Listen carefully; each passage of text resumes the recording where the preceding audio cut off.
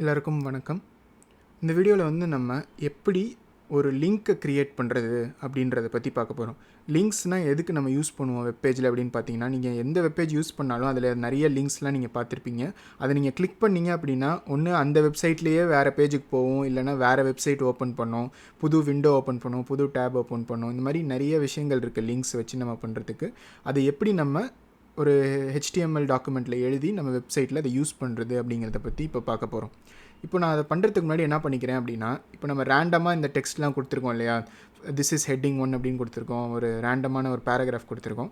இதை நான் வந்து ஒரு ப்ராப்பரான ஒரு வெப்பேஜ் மாதிரி க்ரியேட் பண்ணணும் அப்படின்னு நினைக்கிறேன். அதனால் என்ன பண்ணுறேன்னா, இந்த திஸ் இஸ் ஹெட்டிங் 1 அப்படின்றதுக்கு பதிலாக நான் சேனலோட பேர் கொடுத்துக்கிறேன், CS in தமிழ் அப்படின்னு நான் கொடுத்துக்கிறேன். இப்போது இந்த வெப்சைட் வந்து ஒரு HTML கற்றுக்கிறதுக்கு ஒரு கோர்ஸ் பேஜ் மாதிரி அப்படின்றது வந்து நீங்கள் ஞாபகம் வச்சுக்கோங்க.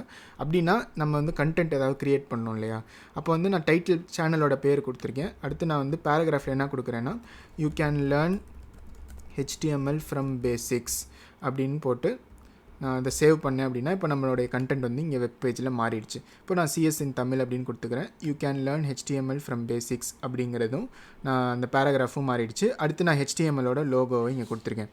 அடுத்து நான் என்ன பண்ணணும் அப்படின்னு நினைக்கிறேன்னா, இந்த HTML லோகோவுக்கு கீழே ஒரு லிங்க் கொடுக்கணும் அப்படின்னு நான் நினைக்கிறேன். அந்த லிங்க்கை நீங்கள் கிளிக் பண்ணிங்க அப்படின்னா என்னுடைய யூடியூப் சேனலுக்கு போகணும் அப்படின்ற மாதிரி நான் நினைக்கிறேன்.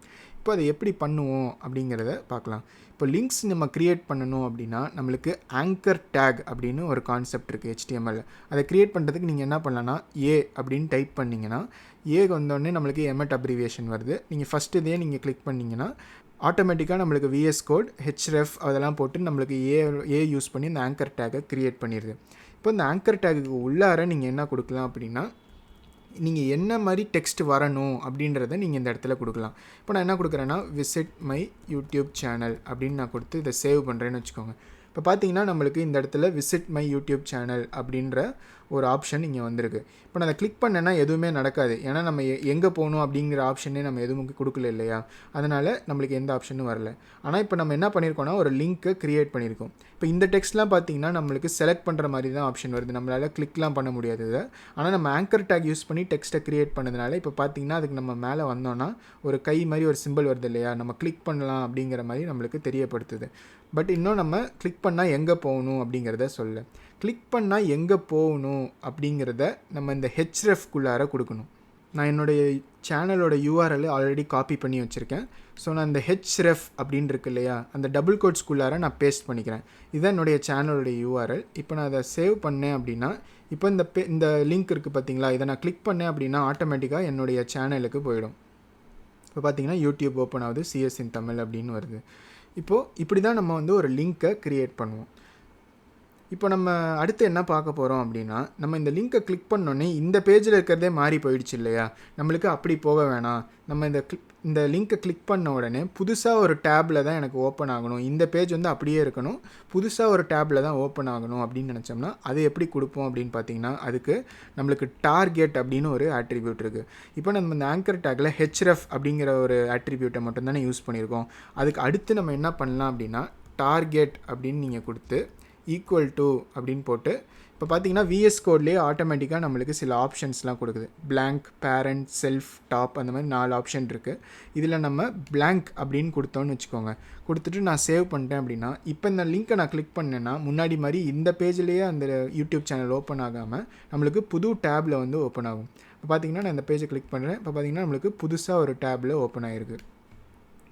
இப்படி தான் நம்ம டார்கெட் அப்படிங்கிற கான்செப்டை யூஸ் பண்ணி டிஃப்ரெண்ட் ஃபங்க்ஷன்ஸ்லாம் நம்மளால் பண்ண முடியும். இதே பேஜ்லேயே ஓப்பன் பண்ணணுன்னா அந்த டார்கெட்டை வேறு மாதிரி ஆப்ஷன் கொடுக்கலாம். புதுசாக ஒரு டேப்பில் ஓப்பன் பண்ணணுன்னா blank அப்படின்னு கொடுக்கலாம்.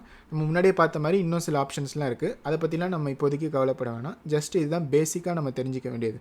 புதுசாக ஒரு டேப்பில் ஓப்பன் பண்ண வைக்கணும் அப்படின்னு நீங்கள் நினச்சிங்கன்னா டார்கெட் ஈக்குவல் டு அப்படின்னு போட்டு _blank அப்படின்னு நீங்கள் கொடுக்கலாம். இப்படி தான் வந்து நீங்கள் உங்களுடைய வெப்பேஜில் எக்ஸ்டர்னல் லிங்க்கை நீங்கள் பண்ணணும் அப்படின்னு நீங்கள் நினச்சிங்கன்னா அதை வந்து இப்படி தான் பண்ணலாம். எக்ஸ்டர்னல் லிங்க்னால் பேசிக்காக என்னது, உங்கள் வெப்சைட்டிலே நீங்கள் லிங்க் பண்ணாமல் வேறு ஒரு வெப்சைட்டுக்கு நீங்கள் லிங்க் பண்ணணும் அப்படின்னு நினச்சிங்கன்னா அதை நீங்கள் எக்ஸ்டர்னல் லிங்க் மூலயமா பண்ணலாம். அதை பண்ணுறதுக்கு இந்த ஆங்கர் டேக் யூஸ் பண்ணலாம். அந்த href அப்படின்ற ஆட்ரிபியூட்குள்ளார தான் நீங்கள் எந்த இடத்துக்கு போகணும் அப்படிங்கிற அந்த வெப்சைட்டோட URL நீங்கள் கொடுக்கலாம். அதுக்கப்புறம் இந்த ஆங்கர் டேக் உள்ளார என்ன டெக்ஸ்ட் வரணும் உங்களுக்கு வெப் பேஜில் அந்த இதை கிளிக் பண்ணால் தான் உங்களுக்கு அந்த புதுசாக இருக்க அந்த இதை கிளிக் பண்ணால் தான் உங்களுக்கு வேறு லிங்க் போகணும் அப்படின்னு நீங்கள் நினச்சிங்கன்னா அதை வந்து இந்த ஆங்கர் டேக் உள்ளார நீங்கள் கொடுக்கலாம். நான் வந்து இந்த எக்ஸாம்பிளில் விசிட் மை யூடியூப் சேனல் அப்படின்னு நான் கொடுத்துருக்கேன். அதனால் நம்மளுக்கு அந்த பேரில் ஒரு டெக்ஸ்ட் இங்கே வந்திருக்கு. அதை நம்ம கிளிக் பண்ணோன்னே நம்ம எந்த லிங்க் கொடுத்துருக்கோமோ அந்த லிங்க் போகுது.